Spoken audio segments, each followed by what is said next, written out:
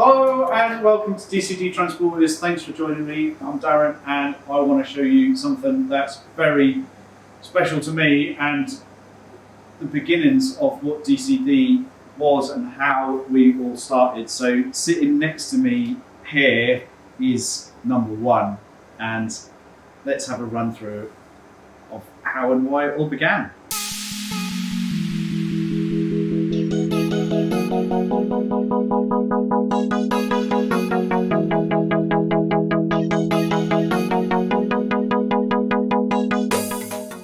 So DCD01, as you can see sitting next to me here, was the very beginning. So as we said, 2018 I bought this van, and over the next 2 years we turned it into what was quite a cool learning experience and a massive project for me as an individual, which was then going to turn into this business. So we developed it quite a lot within that time with two different interiors. The first interior was like an eBay special, and it got quite boring, quite standard. And after a trip out to Europe with Wendy, my wife, I'd say it was so successful and we enjoyed it so much that we had to bring it up to the next level. So that was going to be a very custom interior, more modifications to the outside, and just make it such a special place to be, which is what we want to show you today. But the origins of that were obviously that DCD had come along and obviously developed this van, built this van, and it had attracted attention. So we'd had attention from national magazines and publications where it was then featured. And of course, people coming up to us going like, oh, would you build me a camper van? That looks great. You know, I really like what you've done there. Let's do that. And that little spark then created the idea of starting the camper van business. So fast forward to the end of COVID, and we're all allowed out again, and the world is returning to some kind of normal, and DCD01 has been fully used as a demonstration vehicle, a development tool, and a really lovely thing to show off at all the shows locally and then nationwide as well. But it came to a point where we got to the end of not quite our journey with it, but our development with it, and we then needed to move into the next thing. And as a very young business, that struggle to keep hold of that and then buy something else that we could then develop meant that we had to, unfortunately, put it up for sale.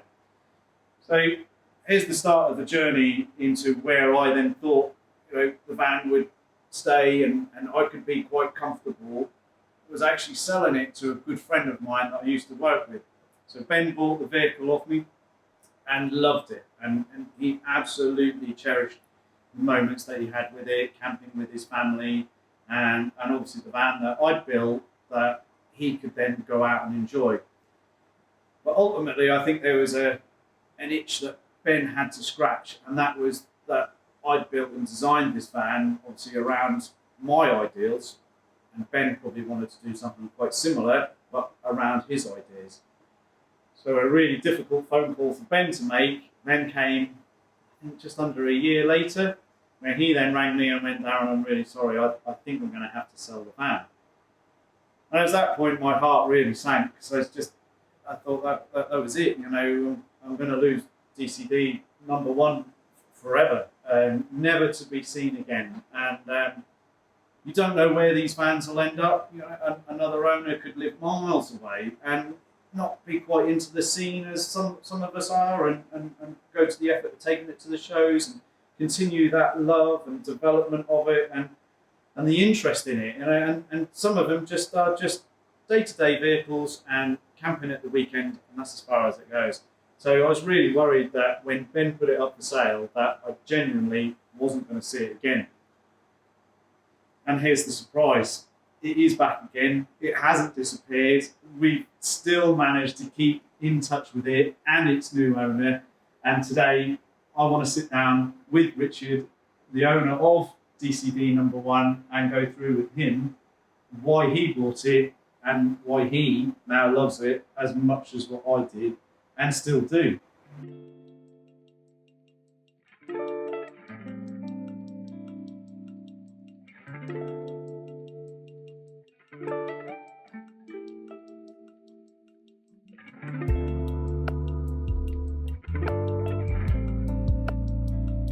So I wanted to introduce to you Richard. Richard is the owner of DCD01 and its new custodian, and hopefully he will stay and end up keeping it. So and then at least that way I can track where it is and what it's up to.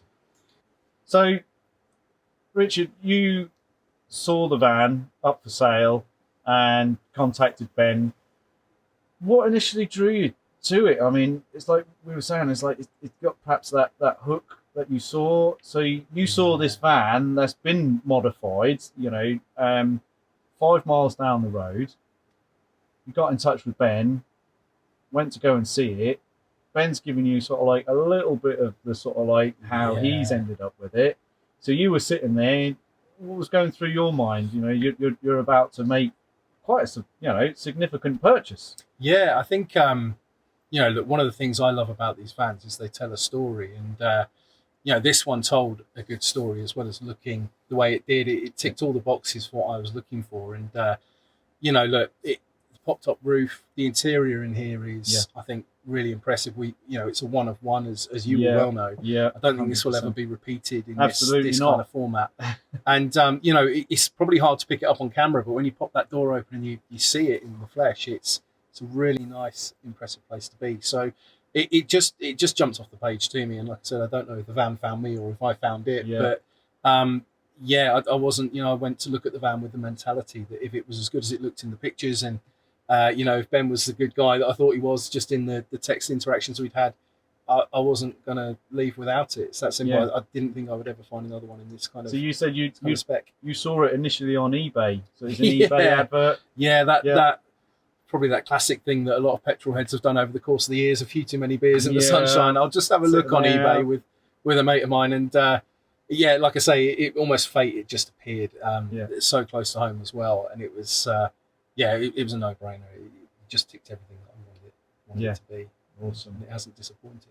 I'm glad, because it's lovely to be back in it. I mean, Richard mentioned about the interior on it, and I'd be completely honest with everybody. It's the interior that inspired so many people to tell me to start something that was so scary. Starting your own business, doing that. And Richard said, you open the door of this van, it is different. It's a sort of curvy kitchen that I never ever want to replicate ever again. It was a nightmare, not only just for me, or probably less of a nightmare for me, but we approached a manufacturer who was keen at the time on making something like this, which was one-off.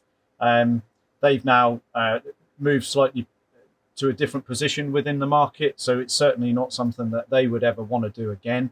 And my experience with helping them along the way and it being built was, we are never ever going to be able to replicate this. So you do have a very, very one-off van, and so that's nice in that way, knowing that this is the only one. I think what's really impressive in this interior, and again, it's going to be hard to pick up on camera, but the finish in here and the workmanship that's clearly gone into building these units, even like the spiral on the tambour doors and how that's been put together, you can't really get a feel for that until you're here sat in it. And so many people I've seen at shows, or my neighbour bought a T6 van that was custom built, but the finish in here, even with that being a much newer van and straight off the shelf in units, the finish was nowhere near, and I think that's really what made this quite special to be in. And it's nice to see it still looking as fresh as what it did, all that time ago. You think now this build in a lot of ways, there's components in here and bits that we did like 6 years ago that are still as amazing now as what they were then. I mean, we'll do some shots around the van so you can see it. It's like the dashboard is completely unique with its finish and its and the door cards that are around it going into the A-pillars, suede everywhere. It was an inspiration, that I'd like to try and follow with some of the newer builds. And like I said, it's so nice to see, one, Richard looking after it so well, and two, that it really has stood the test of time. And considering that you're a family man, Yeah, I was just going to say, kids that come out and use this as well. Do you know what? That's what I think is testament to how well it looks. You know, how long ago was this converted? What, 5 years ago, there or thereabouts? Yes. Yeah. You know, I think it's quite easy, relatively easy to build a garage queen or a show pony. That's not what I wanted this van to be. You know, this gets used and abused. It's had my two kids, Freddie, Harrison, if you're watching this, hello.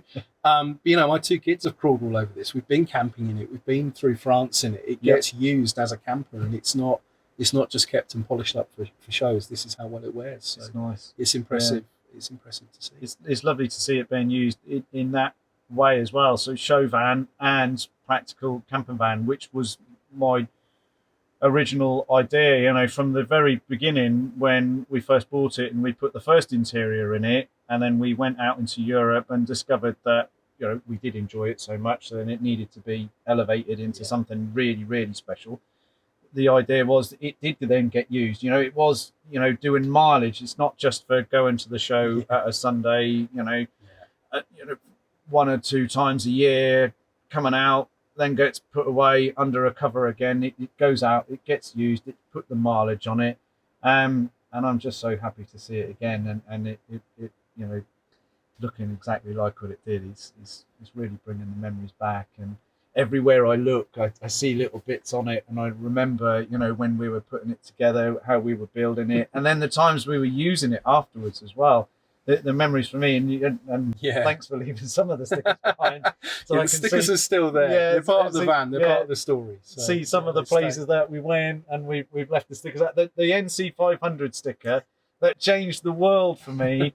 The best and the worst trip that I'd probably ever done is still on the door, you know, or the door shut anyway. So and I like that because his history is there. But then when you shut the van, it's still a very, very lovely thing, and it's subtle, and you don't see it's not in your face, but that little marker, those little time stamps are like, exactly this is what it was doing there. And I love that as well, by the way. I mean, look, there's some stickers that were on the van when I bought it. Yeah, there's some that we've added to it, and you know, and each sticker tells a story along the way as well. So we've got Cornwall down here, Scotland, we've got France over here on this side. You know, it all sticks with the van, and hopefully, however long this van lives for, you know, the stickers I hope will stay there for the life of the van. Hopefully a long time. And I think the way that you're looking after it, I think it'll just keep going, and that's lovely. That's lovely to see. I think that I've got a question for you, really, because you built this. Yeah. I've just inherited it, and I get to use it every day now. But what's your favourite feature in here? What's the bit that you? It's hard. I think for me. When I sat there in my mind thinking of what was going to be the ultimate van, I really wanted to try and get rid of all the plastic that was in the dash. And I think a lot of the vans, they still retain that commercial look and feel. Yeah. So when you get in it, it's not a luxurious car. Yeah. It's a van, and that van's got quite hard plastics and that. Yeah. So I think for me, it's going to be... we are. We're looking at the dash behind us, so you're going to have to look at the back of my head for a minute. But it's the dashboard, and I moved it into the workshop earlier, and I could have easily just driven off down the road and left these guys to it, and you wouldn't have seen me again. I'll find you. But it feels so different. So even sitting in my 6.1, so we've got a very, very lovely 6.1 that's like Highline, it's this, that, it's the other. It's a massive spec list of stuff. You still can't replicate the feel of this one, even though the technology's a little bit older. It feels more luxurious by far. And everything is what's been really good. And although I shouldn't be surprised, I am equally surprised and very, very pleased that the leather is still lovely. The everything that you touch, and it's that physical touch and feel. Yeah, I think that's my favourite thing. So when I sat in it, I probably took a few seconds longer to move it into the workshop than what I should have done, because that for me is it's that feeling of the cabin when you get in it is very luxurious feeling, that really plush. Yeah. You know, I'm not a commercial vehicle. We've moved away from that. You're right, you know, so right. And I think for me it's the sitting in here, and it's the contact points, and that's probably one of the best things you could ever change in the van. The bits that you physically touch, Yes, are the bits that, yes, looking at it from outside, it's amazing, and I think the 5.1 Sport line is probably one of the strongest and best shapes that Volkswagen's ever made. I think like a Mark II Golf, Mark II Golf GTI, a 5.1 Sport line, I think they're just quite a pinnacle moment. Strong design, isn't Absolutely. it? Yeah, Whatever they were design. doing at that time, I think that designer and that team that put these together and came up with that shape, that finish, for me, it just ticks the boxes. I love it. You're right. I suppose I'd never thought. I guess I've been spoilt by this van a little bit, but you're right. It's easy to forget that these started life as a commercial vehicle. And, commercial vehicles have to withstand a certain amount of rough and tumble, wear and tear. Yeah. Things like plastic floor matting, things like that. And you're right. It is a nice place to be up here. I think I've got two favourite features in this van. If I can mention those. Yeah, go on. I love this ceiling. We were just talking about it off camera. Yeah. Absolutely love the finish on here, and the material is so plush. I also really love this Porsche Riviera blue detailing in here, and when you have a look around the van, hopefully you'll pick up on the fact that it carries through the van to the exterior as well. This was such a chance thing. I was saying to Richard earlier, when I bought the van from its previous owner, it had been converted from a panel van into a combi, and it had a nice set of combi seats in it. The seats have been updated to a 5.1, because don't forget, this is a 2004, so a 54 plate van that had been facelifted, and although the school of thought now is like, do we facelift stuff, do we not? I still think this is where this van needed to be, and it looks great for it. But going back to like the picking it up from the guy, it had a sticker down the side, and that sticker was quite a generic one that we've all seen. Running down the side of the van from the front door to the rear wheel arch was this little checkered grey sort of sticker with a blue R badge, and on the tailgate, on one of the barn doors, it had a blue backed chrome R badge. And I saw that blue, and I just really liked it, and I thought that's the theme. And like with a lot of with my vans, there's always a theme. There's always a colour, and this is what started it with this van. I saw the blue, and I was like, we can still keep it silver and like maintain that sort of silver exterior, but then that splash of blue on the outside needs to be on the inside. So my cigarette packet drawing that I came up with when we sketched out this was always to have like the blue Riviera blue background, and then the inserts into the panel where you sit. It gives it that little something. Yeah, and I'm not surprised that you like it. It brightens it up in here. Yeah. It is a van, and it can. These vans can feel quite dark inside, can't they? 100%. And having that sort of really it needed to be lit vibrant as well. So that was to be lit, and under the cabinet is to be lit. And I'll let you into a little secret. Go on. The reason why they're there, and you've got those little pockets on the side, is because I wanted somewhere to put my teacup. Is that right? Everything revolves around a teacup, doesn't it? That. So I sat there and I was like, because with a lot of the other builds that you see, and you get that traditional kitchen format with the wardrobe there. I was like, where'd you put your tea? Yeah. For God's sake, I just want somewhere to put my mug. So we're calling those tea cupboards from now on. Is that what we're calling them? They kind of are. Tea pockets. Yeah. So and I had a little. So when I went and did my North Coast 500 trip, I had a bear that was given to me ages ago, a teddy bear, and I've had him for quite a long time. And we call him Biggles Bear because obviously I like a bit of aviation and all of that stuff. And he's got a flying jacket on, and he's quite cool. And Biggles Bear was with me when I was doing the North Coast 500 trip, and he used to live in the top one. So Biggles Bear would live in the top little cubby hole, and then my brew would be sat in teddy bear and a cup of tea, life on the road. All you need. Sorry if that spoils anybody's idea of what camping is actually all about, but as long as you've got somewhere to put a cup of tea, that was my primary thing. And then the rest of it just sort of ran away with a design that was just to have a little bit of function, hide the control cupboard so you couldn't knock it, but also make something jazzy out of it. It's really good that you can get to that with the bed down as well. So and that becomes a secondary like cupboard for storing your cup of tea. Does it? Yeah. Mobile phone, charger, they all watch, fit down cup in there of tea, as well. all down in there as well. 100%. So having picked up the van from Ben, just talk me through what your initial thought were. Were you going to leave it as it was? Did you look at it and go, do you know what? Wow, that's mega. I'm just going to leave that exactly as it is.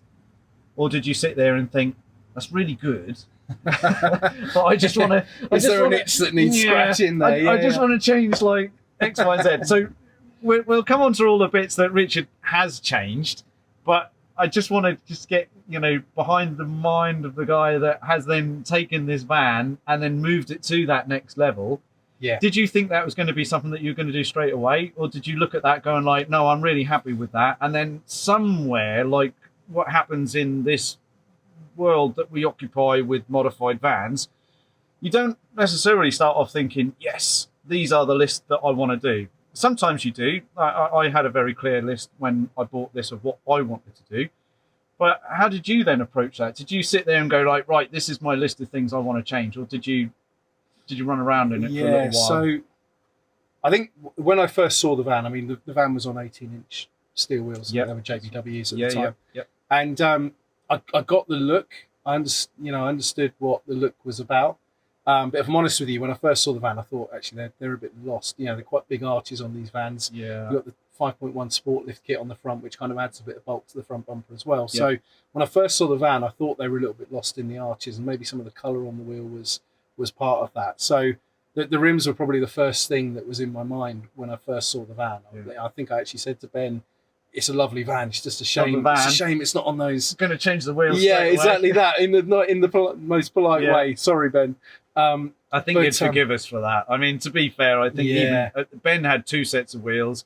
I lost count of how many sets of wheels I've had on the van. So it's only natural that I think it's like trainers for us, isn't it? Really, I mean, we've all got more than one pair of trainers, so I think most people would get that. Yeah, I think with these vans as well, though, when you're buying a modified van, and especially one that had clearly been well looked after, you mentioned it had been magazine featured a couple of times. And I think when you buy a van as the next owner on that, I think then modifying it is a really delicate thing, because it's easy to kind of like ruin the look or move away from that too far, and then it doesn't really look right, or making those modifications are quite delicate. So I think choosing the wheels was a big thing. I like to think the style of wheel that's on here I think really suits the van, although we have just been playing with some wheels that equally look very nice on the van.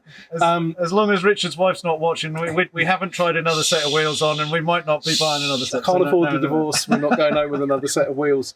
But I think equally, for me, it was like one modification led to another. So putting the 20-inch rotiform wheels on here, then in my opinion, the OEM brakes then lost in the wheels. Yeah. So that led to the brake upgrade that you really do need to talk about this later as well. Because I love those these brakes are immense. So we will get back to that, I promise. But sorry, go on. So I think the wheels then led to the brakes, and there were a couple of other bits as I was changing wheels under the van, like the original exhaust was not in the best of shape, so that's now got a stainless Scorpion item on it. So I think you move through it, but I think ultimately what I've tried to do is still keep the van looking amazing, but just adding my touch to it. And hopefully I've managed to do that. And it's, I love the way it looks. And I think, we were talking earlier about so many people buy these vans and then worry about what everyone else thinks of them. Or they feel they have to suit a certain style to fit in with the Volkswagen click and everything else. And I'm just not wired that way. If I like something, it's my van at the end of the day. And if people don't like what's on it, well, that's fine. Just walk on by and find another one. But look at something else. I like the style of the van. No, 100%. It's like we try and persuade that to everybody. When you're building a van or you come up with a van, whether it's you're building it from scratch or you're taking something else and you're slowly taking it into something that you want, you really need to consider you're building it for yourself. You're building it for your own benefit, your own use, whatever it suits you, how you're going to use it. That is really important. And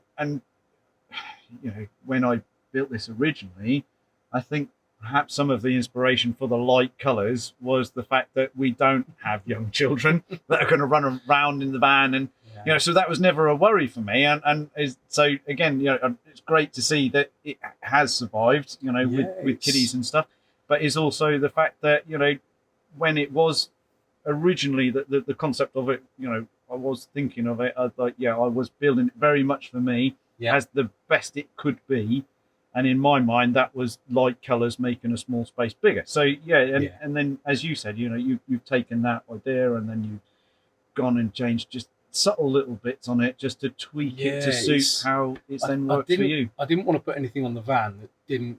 I mean, I'd like the OEM Plus look, but obviously this isn't OEM Plus. But I don't think the modifications on here now look out of place. They look part of the van. It's all kind of pulled together, whether it's through the little colour matches with different bits of the interior and things like that. Those little small details can make the difference between having an amazing van that can fit in at the shows, but also do the whole camper van thing, and having a van that looks a little bit mismatched. And I've tried to keep it all together and hopefully managed to do that. But the you know, the white carpets and bits in here, you know, with children, of course that's a challenge. But I'm also a great believer, you know, in the same way that this isn't a show pony or a garage queen.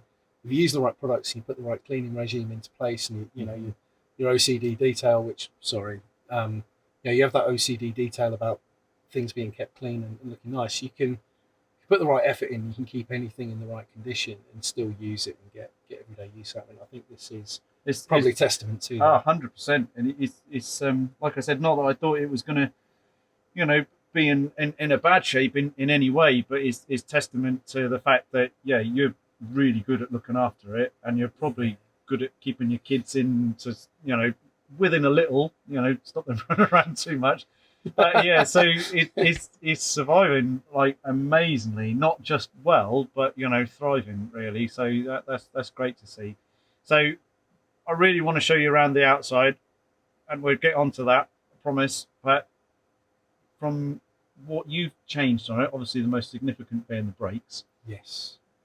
So, not that you need to justify them in any way, because they do look maybe awesome. to my wife. But well, you sat there and you say, they look a little lost, but like everybody else, why didn't you just paint them blue? You know, don't get me wrong, I'm massively jealous of these. These are awesome, and I think probably the pinnacle of what you're going to ever put on a van. Yeah. But did you sit there and go like, I need to be able to stop, you know, from 40 mile an hour in like 1 foot?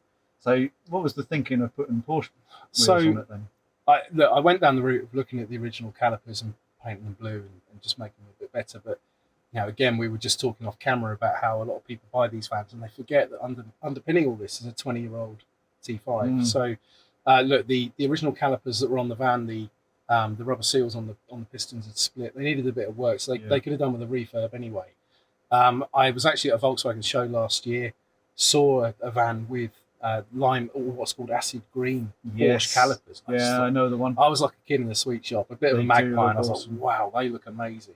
Did a bit of research, found a company that actually make the kit up, and you know, the guys I was dealing with, they were amazing. You know, it's like, I want this colour, and it has to be matched to the interior. They went off, mixed up custom paint, and before you know it, they're on the van. And they are probably my favourite modification on this van now. I think they you know, it's a bright blue on what is a fairly monochrome van. True, because obviously there's a lot of silver and darker colours, so at first I was like, splash of, I was like, nice. Has that overcooked it? And actually, as I've got used to them, I actually now think they really pop. I think they just bring a little bit of colour to the outside of the van and draw the eye. But they're performance-wise, they're incredible as well. So Richard messaged me on I think it was like Instagram, Facebook, and he's like, thinking of getting these, and then showed me the picture. Once he'd got them, he was like, is the colour too much? And I just sat there and I was just like, I wish they could have been on it while I had it. You know, it's just like they are awesome. So there's that. There's the brakes, and obviously Richard's changed the wheels. Now, ironically, it's gone back onto a set of wheels that it's had before. So talking about that changing of wheels, and how vans have always got more than one set, especially like show vans. You know, this sort of type of van. So you've gone back onto a set of roties from the steels. So another set of OZRs in the gunmetal colour. Which do look fantastic, and they then match like the stripes in there.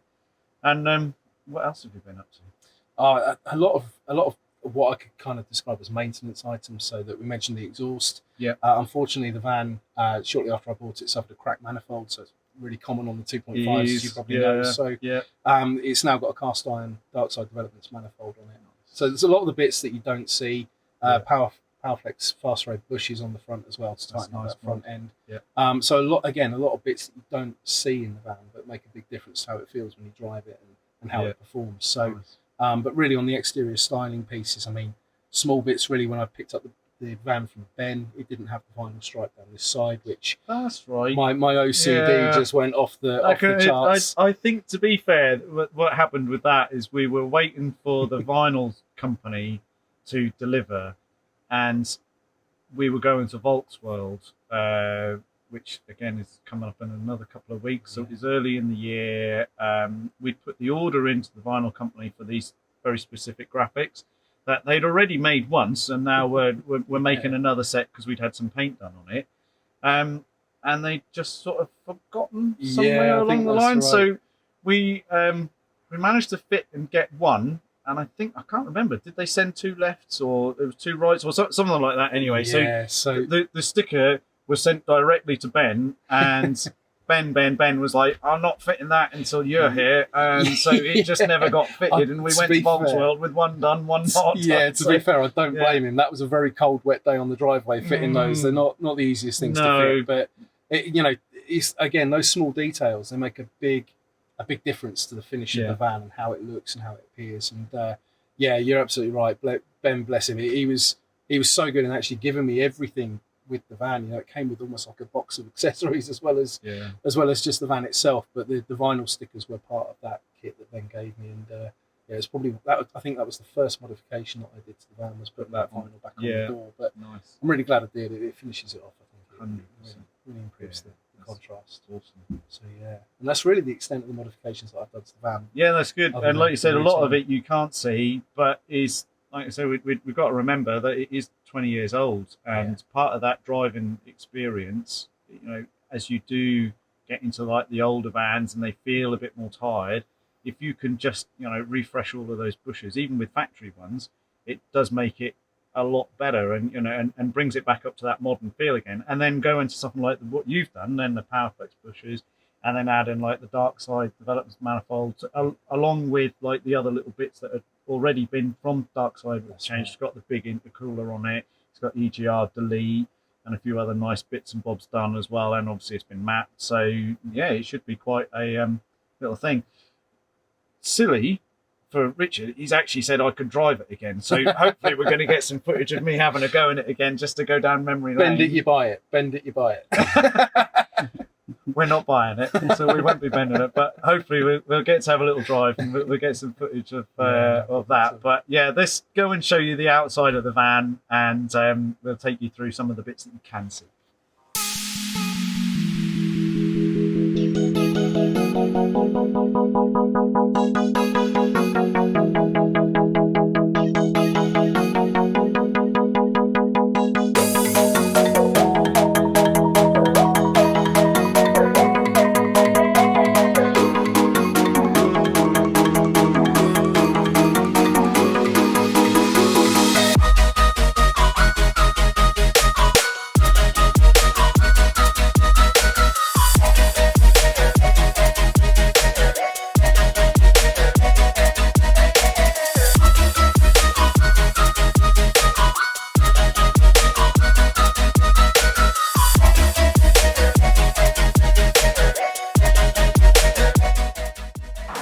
Thanks very much for watching. I hope you've enjoyed it. It's been lovely having number one back in DCD hands, so what a fantastic van. Thanks very much for Richard for coming down and meeting us today, so we could go through the history of it and its journey, what it means to me, and the development that has just been so paramount to everything that has come after it. So thanks very much for watching, and we'll see you in the next one.